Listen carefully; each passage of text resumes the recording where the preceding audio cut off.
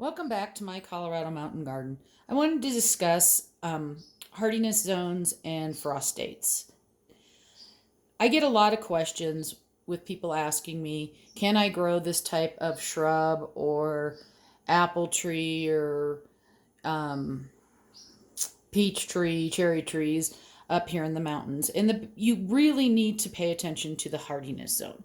Right here where I'm pointing is Park County. I consider myself a zone 3B, 4A. And that's kind of just based upon living up here for so long. Some winters aren't as bad as others, while we do get those deep freezes that can last for a week or more.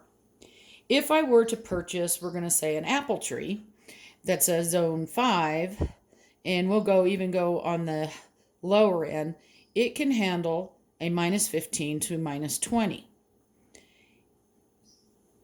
I can get down to minus 30 to minus 35. So what's going to happen with that tree or shrub is that its cells are going to freeze. The moisture in the cells in that particular tree are going to freeze.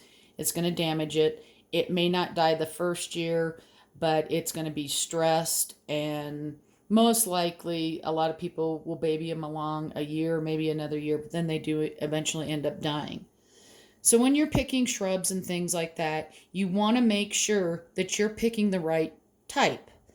And you can go out on the Old Farmer's Almanac and get more detailed pictures, but they didn't let me cut and paste like this one. So this is kind of just a bigger overview to where you can see it. But for me, I pretty much sit here in the 3B to the 4A.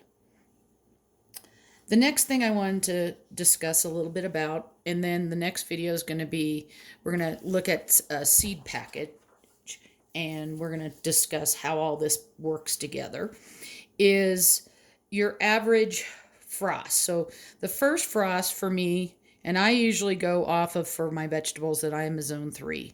My first frost is going to fall somewhere between September 1st and September 15th, meaning that it may not be a hard freeze, but anything that is a warm season crop, such as a tomato, squash, beans, things like that, if it drops to 32, those plants are going to die, unless you have a way to cover them or heat them. If I look over here at zone 3, it says my last frost is going to be between May 15th and May 31st.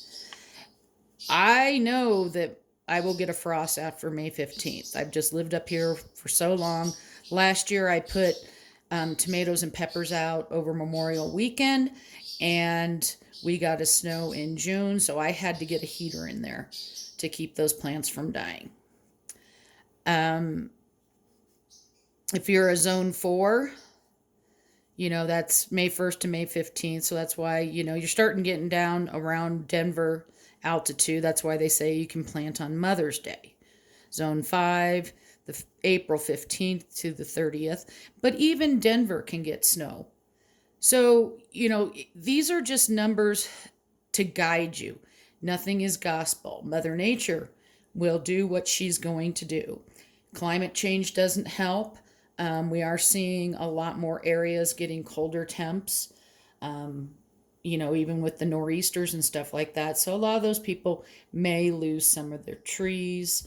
Last year, the Palisade peaches got pretty decimated because we had those cold temps later in the year. So that we got those cold freezing temps in June, and it, all the flowers and everything like that just died, and they may even have damage to those peach trees now.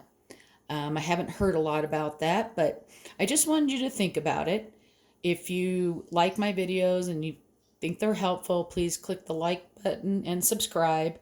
We'll move on to talking about how to read your seed packets in the next video. Happy gardening.